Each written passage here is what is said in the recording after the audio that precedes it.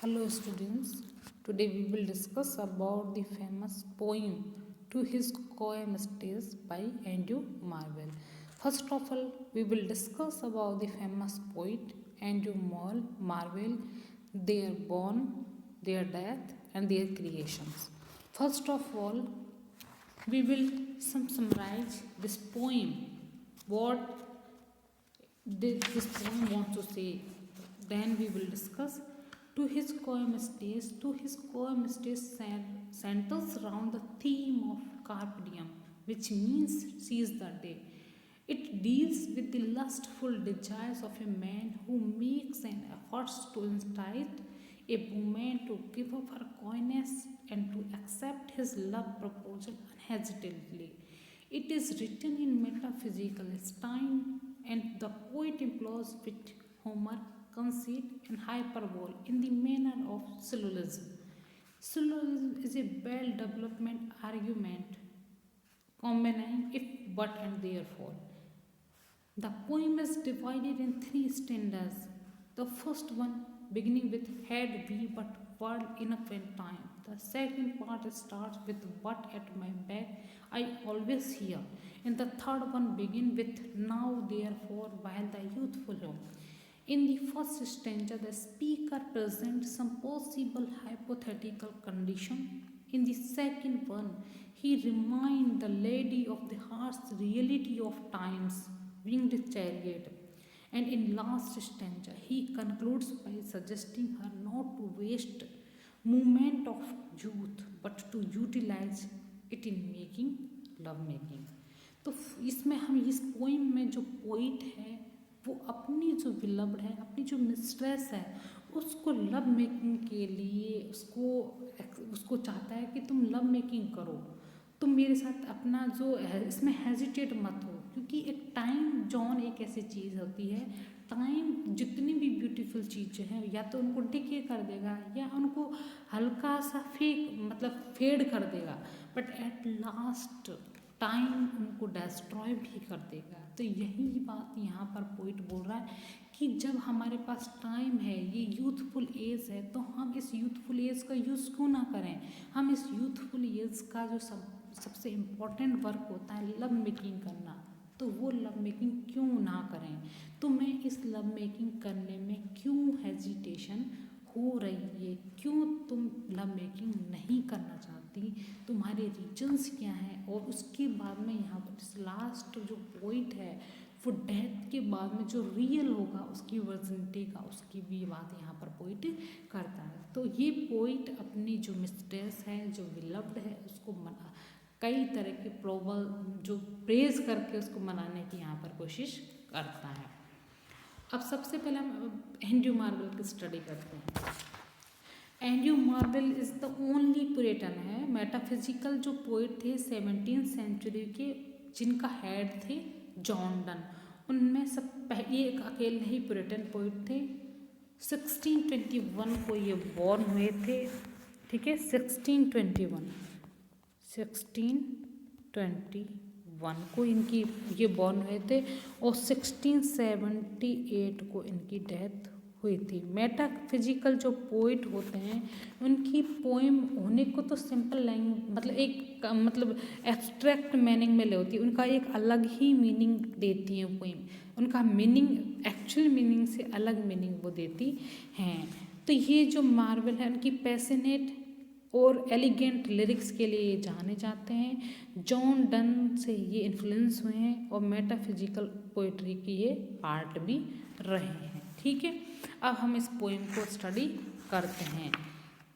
Had we but world enough and time this coyness lady one no crime. अब यहाँ पर जो coy word इसमें यूज़ किया है पोइट ने, उसका मतलब होता है शर्मीली. तो यहाँ पर जो पोइट है उसकी जो मिस्ट्रेस है वो शर्मीली है. एक्चुअली वो लव मेकिंग की जो प्रोसेस है उसको एक्सेप्ट करने में उसको हेजिटेशन होती है और वो यहाँ पर भी हेजिटेट कर रही है.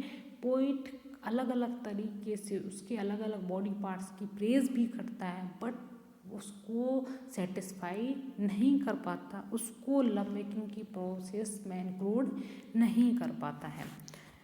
Had we what word enough and time this coyness, यदि मेरे पास में पर्याप्त समय होता, यहाँ पर पास्ट की बात करी, हैड डिनोट करता है हमारे पास्ट फॉर्म को, यदि मेरे पास पर्याप्त टाइम होता, दिस कॉइनेस, तो ये शर्म लेडी जो तुमने धारण कर रखी है, वर्ण क्रैन, वो किसी भी प्रकार का कोई पाप नहीं होता। यदि हे लेडी, यदि हमारे पास जो यूथफुल एज अभी है हमारी, और वो यूथफुल एज अगर अगले 100 साल तक भी बनी रहती, तब तो मुझे कोई दिक्कत नहीं थी, तुम कभी भी लव मेकिंग कर सकते थे। बट अब हमारे पास टाइम लिमिटेड ही है, तो और जो तुम्हारा यूथफुल एज है वो एक बार निकल जाएगी तो तुम ओल्ड एज में पहुंच जाओगी, तो उससे पहले जो तुम्हारा यूथ नष्ट हो जाए उससे पहले हम दोनों इसको महसूस कर लें, ठीक है। वी वुड सिट डाउन, हम बैठ जाएंगे कहीं, एंड थिंक, और सोचेंगे, विच वे टू वॉक, कि किस तरह से हम घूमें, and pass our long love's day, और हमारे जो प्यार के दिन है वो किस तरह से गुजारेंगे, किस तरह से वो निकलेंगे। तो यहाँ पर जो पोएट है वो इमेजरी सेट करता है कि यदि उसकी बिलव्ड मान जाती है तो वो इस तरह से अपने टाइम को स्पेंड करता। Thou by the Indian Ganges side shouldst rubies find, thou मतलब तुम, by the Indian Ganges side, Indian जो गंगे रिवर है, जो फेमस रिवर है, तुम उसके किनारे बैठकर सुडस्ट रूबीज फाइंड, जो इम्पोर्टेंट स्टोन है रूबी, उसे प्राप्त करने की कोशिश करती, उसको ढूंढने की कोशिश करती रहती। आई, यहाँ पर जो आई पोइट बोल रहा है अपने लिए, I by the tide of Humber would complain, और मैं हम्बर इंग्लैंड में, एक तो देखो गंगा रिवर की बात कर रही और एक वेस्ट की, एक ईस्ट और वेस्ट दोनों अपोजिट चीज़ों की बात कर रहे। तो यहाँ पर जो पोइट है वो बोल रहा है कि वो ईस्ट और वेस्ट की तरह हैं, वो दोनों कैसे हैं, क्योंकि वो लव मेकिंग करना चाहता है बट उसकी जो विलव्ड है वो लव मेकिंग करना नहीं चाहती। तो यहाँ पर पोइट बोलता है कि वो दोनों तो ईस्ट और वेस्ट की तरह ही हैं। I by the tide of Humber would complain, और मैं हम्बर जो रिवर है वहाँ पर जो टाइड आ रहे हैं उनको देखता हुआ बस शिकायत ही करता रहता। I would love you 10 years before the flood, और मैं तुम्हें फ्लड आने से 10 साल पहले तक प्यार करता रहता। एक्चुअली बाइबल में फ्लड का एक कॉन्सेप्ट दिया है जिसमें एक नोहे की स्टोरी स्टार्ट होती है, NAOH, और स्टोरी पर कई सारी मूवीज़ भी बनी हैं, तो उसमें फ्लड से डिस्ट्रक्शन को बताया है। तो यहाँ पर पोइट बोल रहा है कि उस फ्लड जो बर्बाद कर गई थी, उस फ्लड के आने से 10 साल पहले से मैं तुम्हें प्यार करता, एंड यू शुड, और तुम्हें भी करना चाहिए था। इफ़ यू प्लीज़, यदि तुम खुश हो जाओ, refuse till the conversion of the Jews, तो हम तब तक रुक जाएंगे, तब तक तुम मना कर सकते हो जब तक जूज का कन्वर्जेशन ना हो जाए, जूज एक नए फॉर्म में क्रिएट ना हो जाए। My vegetable love should grow vaster than empires and more slow.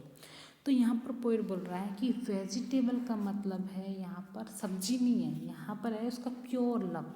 तो उसको वेजिटेबल से उसने इस तरह से किया कि एक उसको लिरिक एलिगेंट स्टाइल में लिरिक लिखने का शौक था मैरविल को, इसलिए उन्होंने अपनी पोइम में इस तरह की वर्ड्स यूज़ किए हैं। तो माई वेजिटेबल लव, जो मेरा प्योर लव है, should grow vaster than empires, वो तो किसी साम्राज्य से भी बड़ा है, धीरे धीरे बड़ा हो भी जाएगा, एंड मोर स्लो, धीरे धीरे होगा। And 100 years should go to praise thine eyes, और लगभग 100 साल तक तो मैं तुम्हारी आँखों की ही प्रशंसा करता। And on thy forehead gaze, और तुम्हारा जो फोरहेड है, जो आँखों से जो सर के बीच में हेड के बीच का जो पोर्शन है, तुम्हारा जो फोरहेड है उसको गेज करता रहता, उसको टकटकी लगाकर देखता रहता। कितने साल तक? वही 100 साल तक। 200 to adore each breast but 30,000 to the rest. 200 और लगभग 200 साल तक अडोर प्रशंसा करता ईच ब्रेस्ट, तुम्हारी दोनों ब्रेस्ट की मैं, बट 30,000 जो बाकी के 30,000 साल जो मेरे पास बचे हैं उनमें तुम्हारे रेस्ट मतलब यहाँ पर जो पोइट है वो रुक जाता है, सेमी कोलन यूज करता है।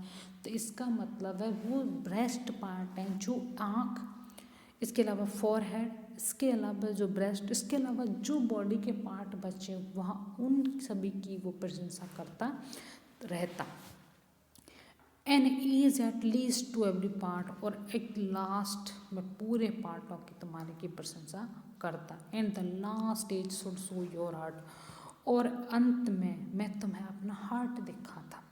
For lady you deserve this sister, तुम्हारी तो इतनी प्रशंसा करनी चाहिए, तुम तो इस अवस्था के काबिल ही हो।